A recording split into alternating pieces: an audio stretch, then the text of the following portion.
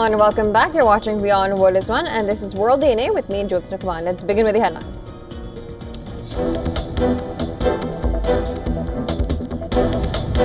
Romania says it scrambled two F-16 fighter jets after country's airspace was breached by a drone during a Russian attack in neighboring Ukraine. Poland also operates jets in response to fresh Russian drone strikes just over the border in Ukraine.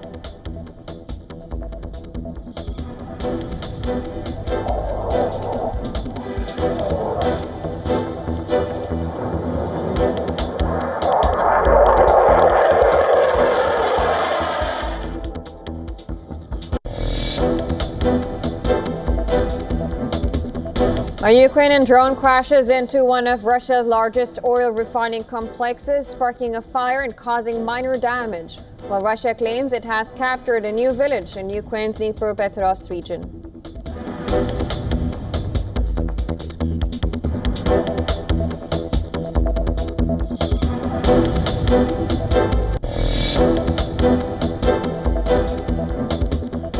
Venezuela hits out at the United States for allegedly seizing a fishing boat for 8 hours in its exclusive economic zone as the U.S. military patrols the Caribbean to target drug cartels. Kirk says the vessel was detained by the USS Jason Dunham destroyer.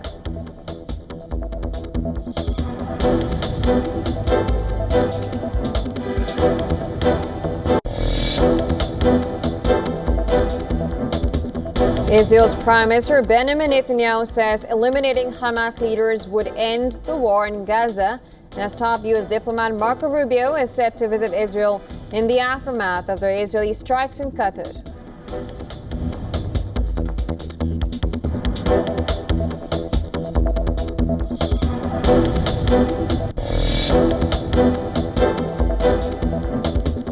Israeli protesters unveiled large banner at the hostages square, urging Prime Minister Benjamin Netanyahu to stop deceiving President Trump. The main Israeli group campaigning for the release of hostages held in Gaza says Netanyahu is the chief obstacle to freeing the captives.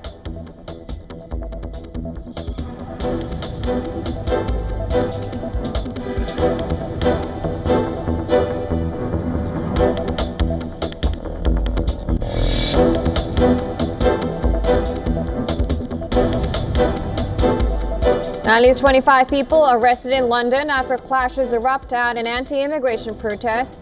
More than 150,000 people amassed for one of the largest ever protests organized by activist Tommy Robinson and joined in by Elon Musk.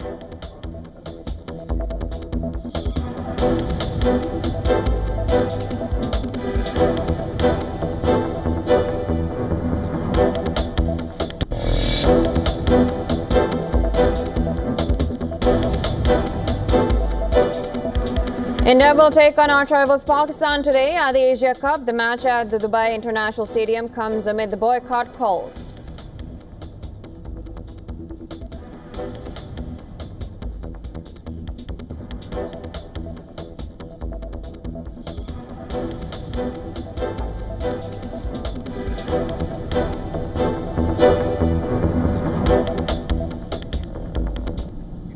Now, recent data shows Russia has escalated strikes on Ukraine since U.S. President Donald Trump took office, defying his call for peace by increasing the range of buildings hit, including those housing civilians.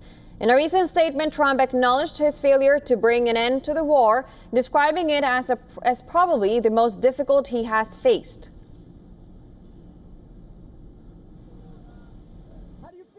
You know, I settled 3 wars. One was 31 years going.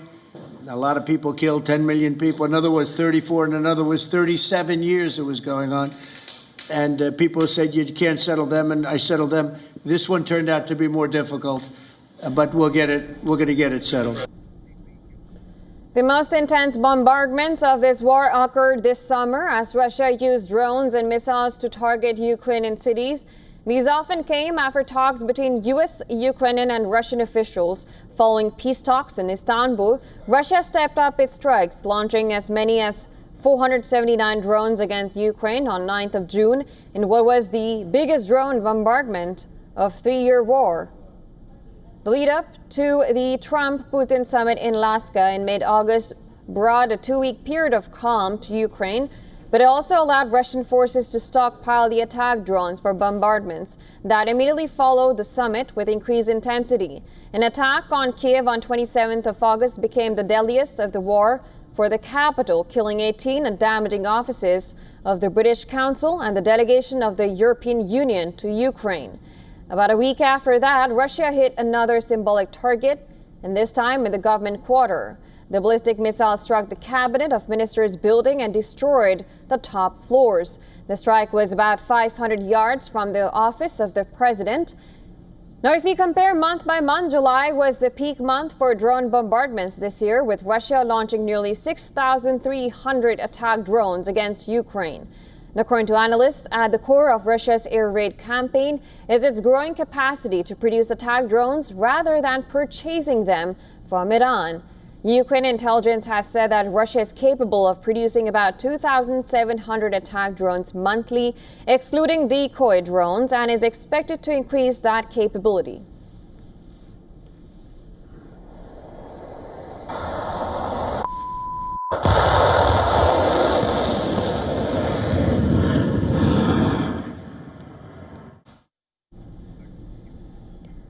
Now, how did Tyler Robinson, a straight A student raised by Republican parents, allegedly become a killer since the arrest of the suspect in the assassination of Charlie Kirk? Questions surrounding his identity and motivations have sparked intense U.S. political debates. One part of the key to understanding the motive may be his roommate, who is a transgender individual. The Axios, citing multiple sources, reported that authorities are investigating whether Robinson believed that Kirk's views on gender identity were hateful to people like his roommate. Other outlets like Fox News and the New York Post, citing law enforcement sources, reported that Robinson lived with a partner who was trans, a member of a community against whom Kirk rallied, and was cooperating with investigators. The FBI has declined to comment about the reporting. Now, notably, the last question Charlie Kirk answered before he was murdered was on transgender-related violence. He was asked whether he knew how many transgender Americans have been mass shooters over the last 10 years. Kirk replied, saying too many. He was then asked about the number of mass shooters in America over the last 10 years. Charlie asked back, counting or not counting gang violence, just before he was struck by the bullet. The political ideology of the 22-year-old Robinson is also under scrutiny. Conservatives have insisted he is unhinged leftist, while the liberals have pushed back by pointing to Robinson's conservative upbringing in Utah. In an interview, Tyler's grandmother said the family supports President Trump's MAGA movement. Family members have said that Tyler Robinson had become more political in recent years and had expressed interest in Kirk's visit to the Utah Valley campus in Orem. Investigators interviewed a family member of Robinson who stated that Robinson had become more political in recent years. The family member referenced a recent incident in which Robinson came to dinner prior to September 10th, and in the conversation with another family member, Robinson mentioned Charlie Kirk was coming to UVU. They talked about why they didn't like him and the viewpoints that he had. The family member also stated Kirk was full of hate and spreading hate. In the town in southern Utah where Robinson grew up, neighbors and classmates described him as reserved and intelligent.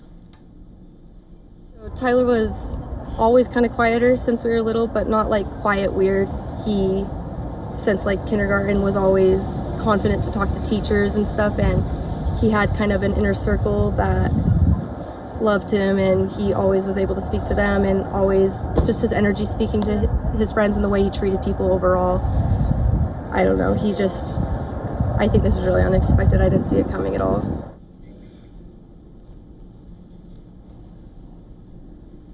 Markings found on unused bullet casings in the weapon Robinson is believed to have used have also sparked speculation about his politics. One cartridge had "Hey Fascist Catch" written on it, while another featured Bella Ciao, a Second World War era anti-fascist song. And according to reports, law enforcement officials also are examining leftist groups in Utah to see whether they had knowledge of the alleged shooter's plans beforehand.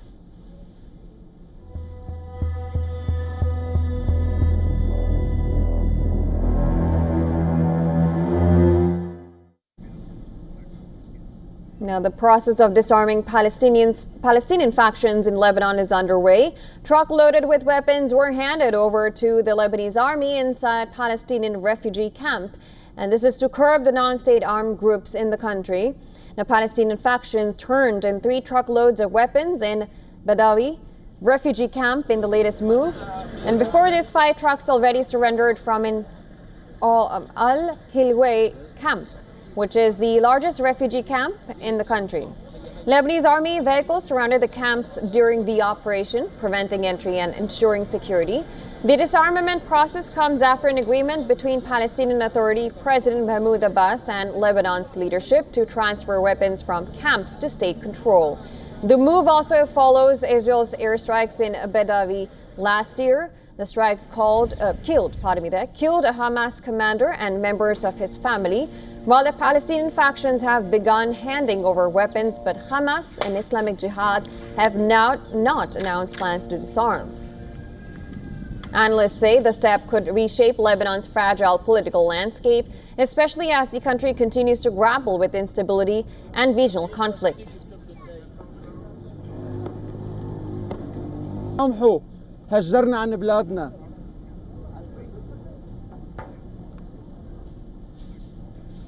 Now, U.S. officials held talks with the Taliban government in Kabul over American detained in Afghanistan. The U.S. delegation included Special Envoy Adam Boehler and former U.S. Envoy Zalmay Khalilzad.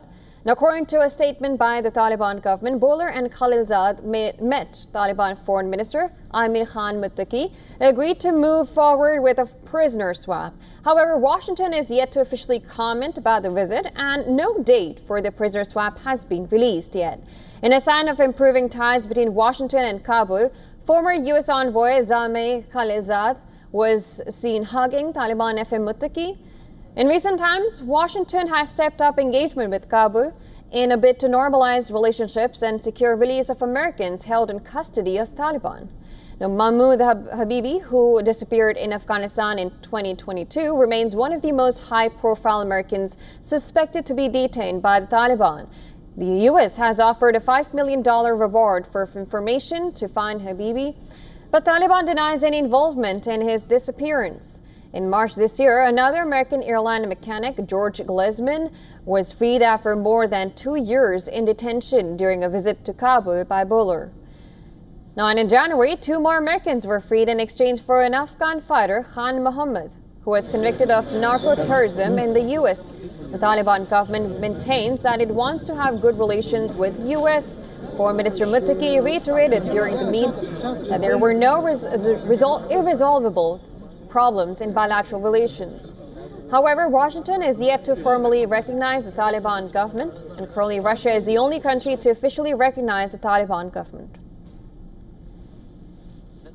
Stating that such laws have been created aimed at divides.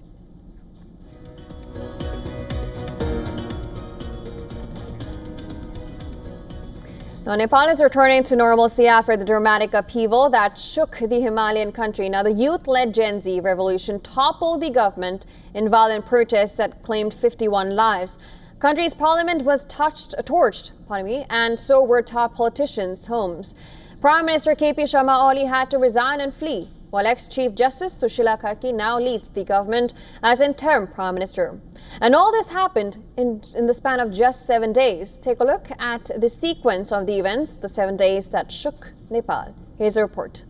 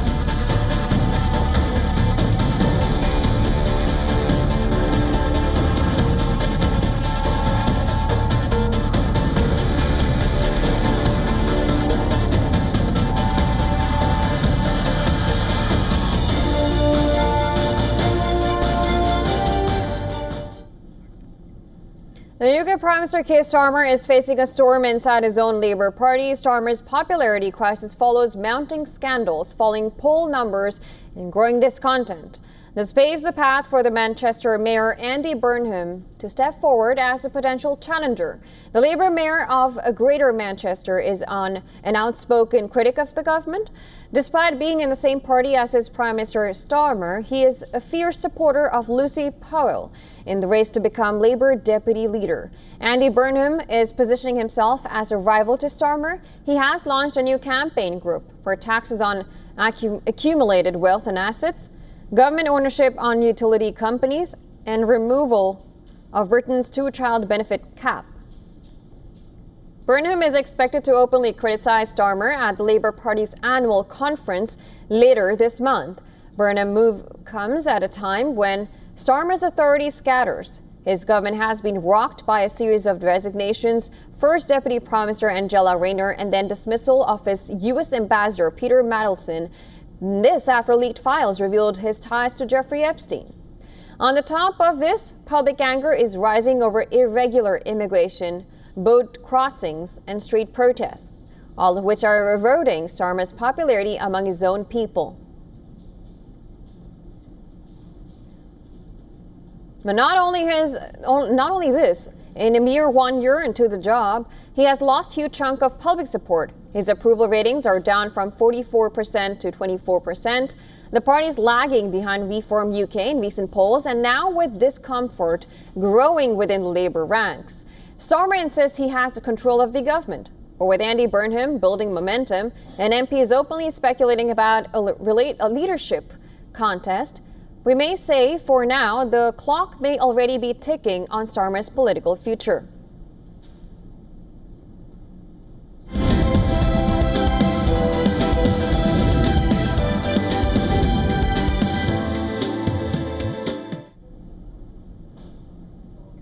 Now, the Congressional Budget Office warns the U.S. economy will feel the strain of tariffs and deportations before any promised gains arrive. Beyond the numbers, the report points to a shrinking workforce and smaller population, raising big questions about America's long-term economic strength. Take a look at our next report for more on this. Trump's trade and immigration policies are reshaping the economy, but unfortunately for Trump, it's not for the better. The Congressional Budget Office now projects U.S. growth to slow sharply. The CBO cites new tariffs and immigration curbs as key drags, noting they raise consumer prices, reduce household purchasing power, and slow business spending. Growth is expected to rebound to 2.2% in 2026, before leveling off in later years. CBO report also expects Americans to feel the pinch in jobs and prices. Unemployment is not projected to climb to 4.5% in 2025, higher than earlier forecasts. Inflation is also expected to inch up before stabilizing by 2026. The long-term picture is also shifting, with tougher immigration enforcement. The CBO projects about 320,000 people will be deported over the next decade. Combined with falling fertility rates, the US population is now expected to be 4.5 million smaller by 2035 than earlier estimates. The White House has dismissed the warnings, arguing that similar forecasts proved wrong during Trump's first term, and insisting his mix of tax cuts, tariffs and deregulation will once again deliver growth and jobs. But the debate over America's economic future, it seems, is only just beginning. Business Bureau, WION, World is One.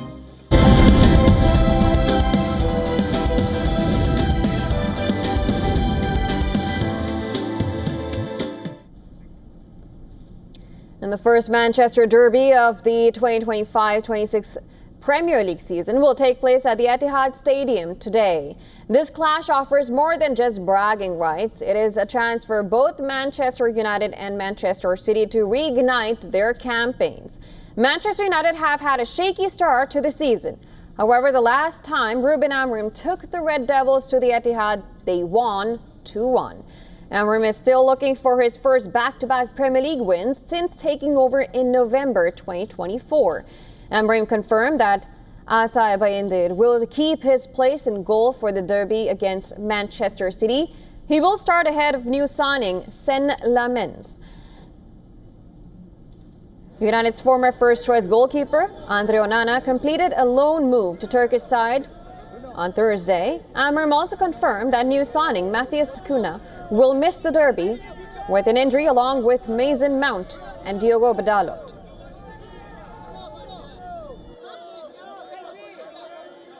Is a top team with the best for me, the best coach in the league. A team that is really hard to imagine how they are going to play. They change all the time, but we are prepared for that, and we believe in our team, and I have that feeling. So it will be a very good game. We know what to do. City have also had a rocky start. The optimism of a big win on opening day buried under the weight of 2 straight losses. Pep Guardiola will be keen to ensure it's not 3 straight and get the momentum back. Manchester City's new signing could make his debut today.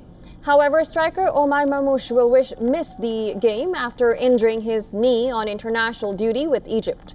The teams last met at Old Trafford in a Premier League clash on April 6th, with United destined for a bottom half finish. The City's title defense long over, and the game resulted in a goalless draw.